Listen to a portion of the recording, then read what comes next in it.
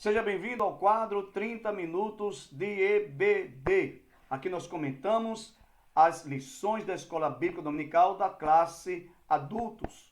Eu sou o professor Júnior Mendes e neste vídeo trarei subsídios bíblicos e teológicos que auxiliarão você na compreensão da lição estudada no próximo domingo.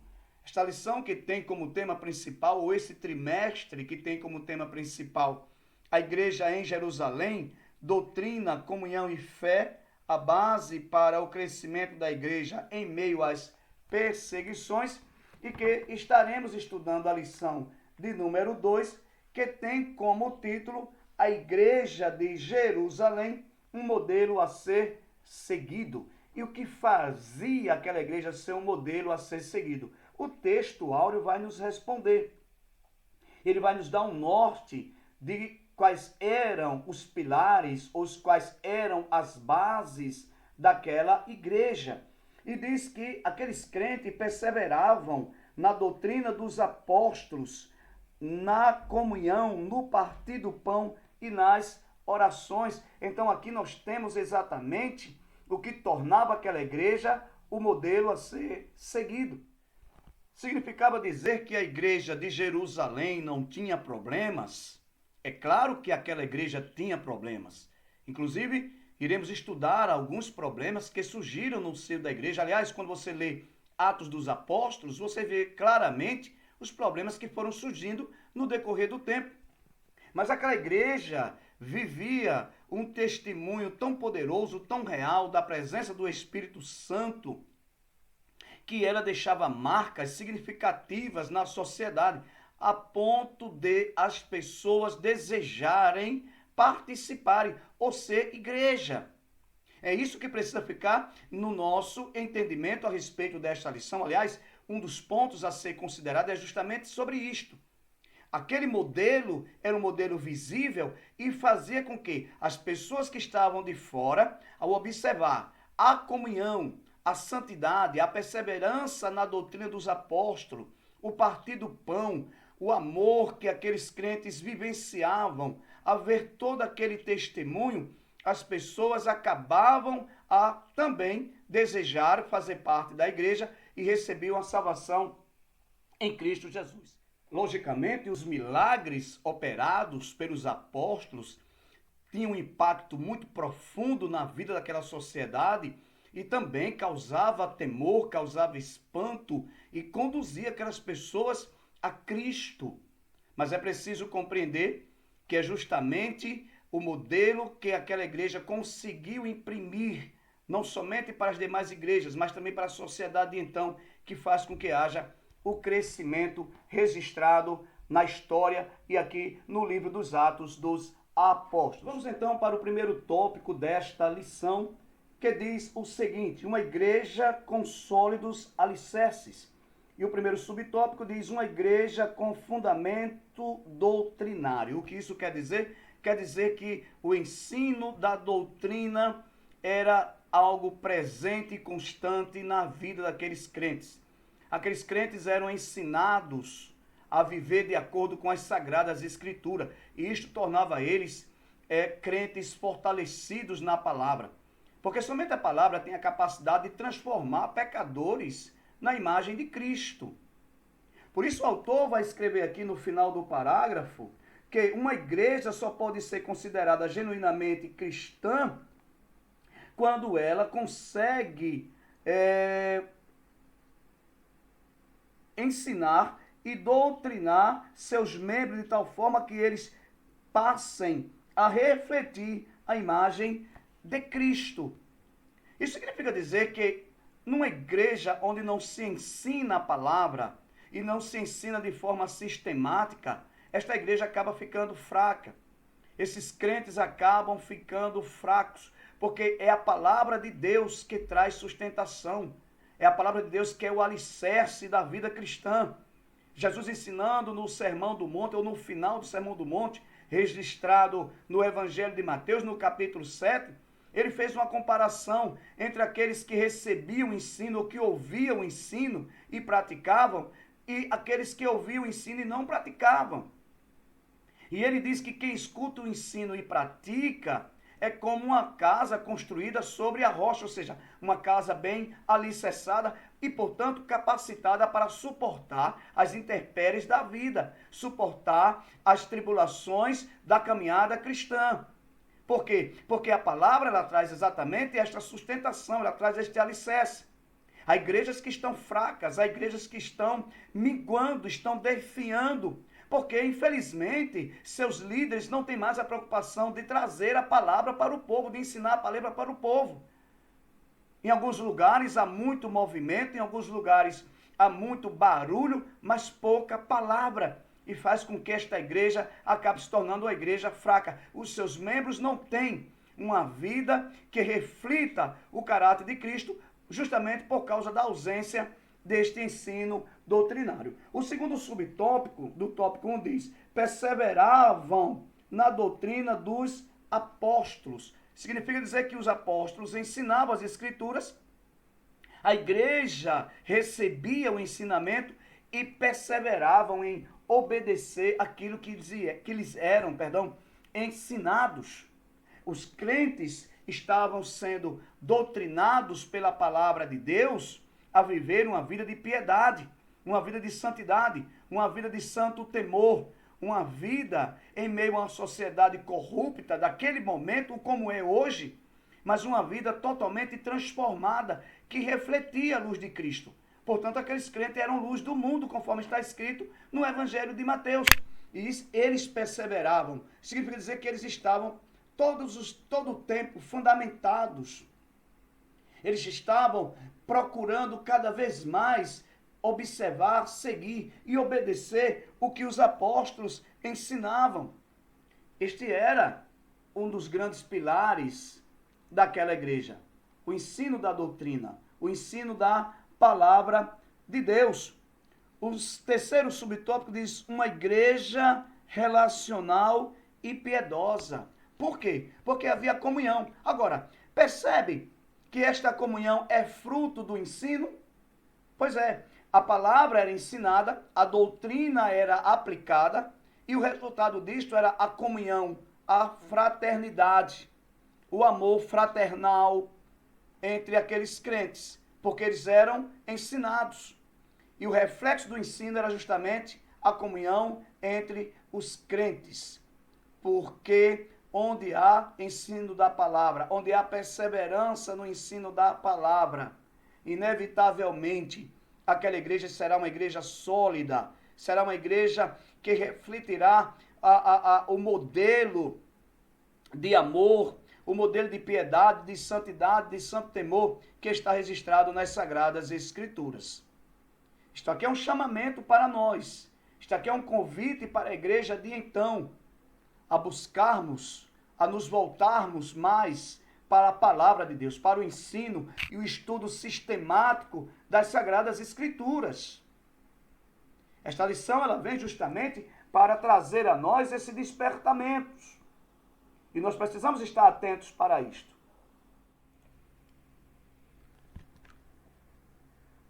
Aqui cabe uma observação. Aqueles crentes da igreja de Jerusalém, eles não eram meros participantes de cultos. Não era um ajuntamento de pessoas simplesmente para adorar e louvar a Deus. Eles eram partes da igreja. Eles sentiam-se igreja de Deus. Não se tratava apenas de pessoas que estavam ali como meros visitantes ou meros participantes. Eram pessoas que viviam o evangelho. A igreja, ou ser igreja, se tornou um modo de vida para aquelas pessoas. E é isso que precisa ficar claro. Que ser igreja não é participar, mas sim fazer parte, pertencer, abraçar as doutrinas, abraçar o ensinamento, abraçar o modo de viver dos crentes da comunidade da qual você faz parte. Aqueles crentes da igreja de Jerusalém focavam no essencial. Eles não se preocupavam com as coisas triviais. Antes, construíam sua base de relacionamento naquilo que realmente importava e se tornaram instrumento de transformação para a sociedade de então. Então é isto que torna a igreja relevante. Focar naquilo que é essencial. No caso da Igreja de Jerusalém, a doutrina dos apóstolos, o partir do pão, a comunhão e as orações. O tópico 2 da lição traz o seguinte tema: uma igreja observadora dos símbolos cristãos. E o autor vai trabalhar as duas ordenanças presentes na igreja, que era o batismo em águas e a Santa Ceia do Senhor. Olha o que ele diz aqui no subtópico 1 do tópico 2. O batismo era um dos primeiros passos da fé cristã, um rito de entrada para a nova vida em Cristo. Mas, para ser batizado, a pessoa precisava ter se arrependido dos seus pecados e crido em Jesus. Percebe que o batismo não serve para imputar salvação ou para aplicar salvação. A pessoa que é batizada, ela o faz porque ela já está salva. Ela já teve os seus pecados perdoados e, portanto, agora está testemunhando de modo público que ela é uma nova criatura, que ela nasceu de novo. Então, o batismo em água não é um sacramento, como alguns pensam que é. Não serve para perdoar pecados, para limpar pecados. O que limpa pecados é o sangue de Jesus Cristo. Sim, o que perdoa pecados é Jesus Cristo através da sua morte expiatória na cruz do Calvário. Portanto, o batismo é uma ordenança deixada por Cristo à sua igreja como um testemunho público de que aquela pessoa já é uma pessoa salva. Portanto, os pré-requisitos para alguém ser batizado é justamente ter se arrependido e ter crido em Jesus Cristo. A segunda ordenança, que também não é sacramento, como alguns querem que seja, é a Santa Ceia, em alguns lugares chamada de comunhão. Na Bíblia é chamada também de partir do pão, quando os crentes se reuniam para participarem da ceia do Senhor, uma ordenança, outra ordenança deixada por Cristo, quando eles tomavam do pão, simbolizando o corpo de Cristo, e do vinho, simbolizando o seu sangue. Mais uma vez, não era objeto de perdão, nem de imputação de salvação. Não. A Santa Ceia, ela tem dois fatos, aliás, ela tem dois significados profundos, que é a memória da morte de Cristo e o anseio pela sua volta. Fazer isto até que eu volte. Fazer isto em memória de mim. Então não adianta alguém pensar que estes símbolos ou estas ordenanças têm a capacidade de produzir perdão, de produzir salvação, porque não produz. Na verdade, crente salvo se batiza e crente salvo participa da ceia do Senhor. Portanto, na comunhão dos outros santos, na própria comunhão com Deus, ele traz a memória do sacrifício de Cristo, louva e adora a Deus por isto, enquanto está também ansioso ou anelando a volta do Senhor Jesus. Então a igreja de Jerusalém observou apenas estas duas ordenanças, nem uma outra mais. Está registrada no livro dos Atos dos Apóstolos, registrada nos Evangelhos, apenas estas duas ordenanças que se tornaram símbolos desta igreja modelo e passou para todas as demais igrejas. O terceiro tópico diz uma igreja modelo, uma igreja reverente e cheia de dons. O autor traz aqui que aquela igreja era uma igreja que tinha reverência, que estava cheia do temor de Deus, por causa da presença de Deus. E esta presença de Deus não era simplesmente fruto de emoções, não era simplesmente fruto dos milagres que eram operados. Era fruto de uma consciência transformada pelo poder da palavra de Deus, pela certeza da promessa de que Cristo está com a sua igreja.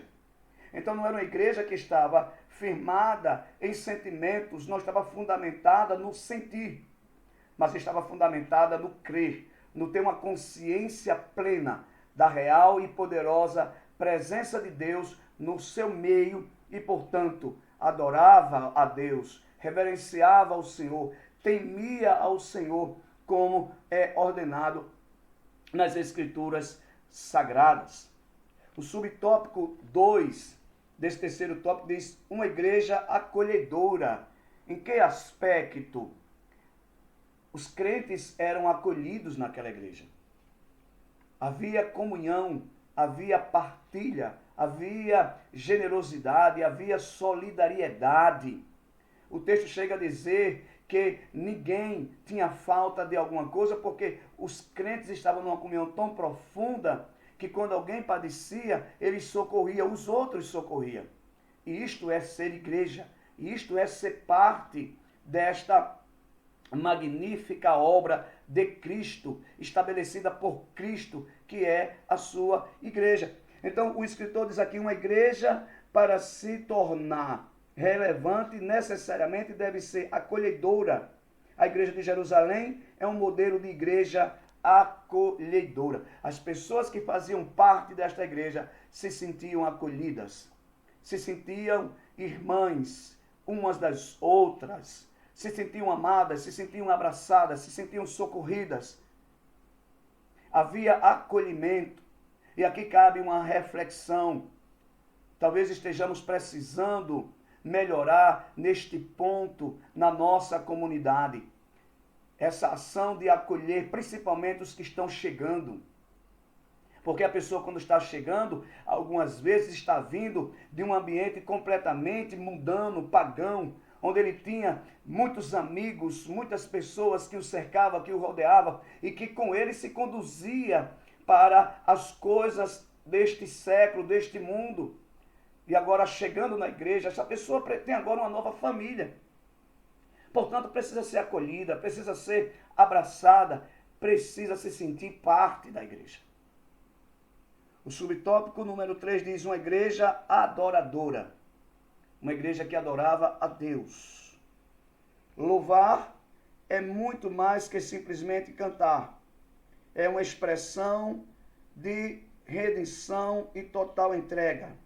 É o reconhecimento da grandeza de Deus e de seus poderosos feitos.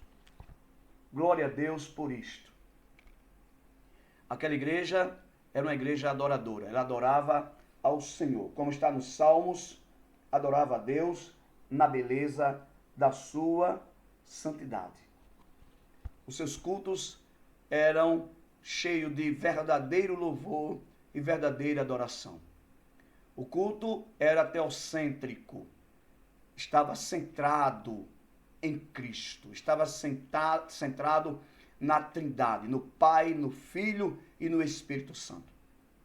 Não eram cultos centrados no homem, não eram cultos como a gente vê em alguns lugares hoje, antropocêntricos, onde o homem acaba se tornando o centro do culto, onde Deus aparece apenas como alguém que está ali para satisfazer os anseios, as necessidades e os desejos e os caprichos dos crentes. Não, a igreja de Jerusalém era uma igreja que adorava a Deus pelo que ele era e pelo que ele já havia feito. Não se tratava de esperar o melhor de Deus, porque o melhor de Deus já havia acontecido. E o melhor de Deus foi Cristo. Que Deus amou o mundo de tal maneira que deu seu Filho unigênito para que todo aquele que nele crê não pereça, mas tenha a vida eterna. E isto é motivo suficiente para o crente adorar a Deus continuadamente. Então a igreja de Jerusalém, que se tornou modelo para todas as igrejas, ela tinha essas características. E aqui cabe uma aplicação pessoal, uma aplicação para nós enquanto igreja. O que fazia tanta diferença, ou como aquela igreja conseguiu se tornar este modelo para as demais igrejas através dos tempos. Esta igreja de Jerusalém, ela se concentrava naquilo que era essencial. Não perdia tempo com aquilo que era trivial. Não perdia tempo com aquilo que não lhe trazia resultados. Não perdia tempo com picuinhas, com brigas, com discussões, com brigas por posição, por cargos ou coisa desta natureza. Ela focava no essencial, na doutrina dos apóstolos, no partir do pão, na comunhão e nas orações. E todo este aspecto da igreja é apresentado nos demais versículos ou nos demais capítulos do livro de Atos dos Apóstolos. Porque Lucas escreve e diz, olha, esta igreja tem estes pilares, e depois ele vai relatar os fatos onde esses pilares vão aparecer. Então, o que tornava aquela igreja uma igreja modelo é porque ela não perdeu tempo com coisas triviais. Ela se tornou em uma igreja que marcava significativamente ou significativamente aquela sociedade de então, sim, e portanto, era uma igreja transformadora. E este é o papel da igreja. Aqui cabe também uma outra aplicação, é que ninguém é igreja sozinho. Tem crentes que pensam que a igreja só, não pode. Só existe igreja a partir do outro. Sou eu e mais o outro. Portanto, a palavra igreja, inclusive, é traduzida como assembleia. Eclesia é assembleia, ou seja, um ajuntamento de pessoas. Então você não é igreja só, meu irmão. Você não é igreja só, minha irmã. Nós só somos igreja a partir do outro. E a partir do outro, nós nos tornamos mais fortes. Nós nos tornamos em comunhão com Deus e uns com os outros, uma igreja modelo para o nosso tempo. Eu termino esta aula dizendo que o meu desejo do meu coração é que nós, cada vez mais, nos tornemos igreja modelo, igreja transformadora, igreja acolhedora, igreja de santo temor, de santa reverência, igreja que adora a Deus em verdade, que Deus é o centro dos cultos, da adoração, do louvor. Quero agradecer a sua presença nesta aula. E se você ficou até aqui, quero pedir para você curtir e compartilhar este vídeo com mais alguém. E se você não é inscrito, peço que inscreva-se e ative o sininho para ser notificado das próximas vídeos ou dos próximos vídeos que nós estaremos liberando. Até o próximo vídeo da próxima lição da Escola Bíblica Dominical. Deus continue abençoando a sua vida.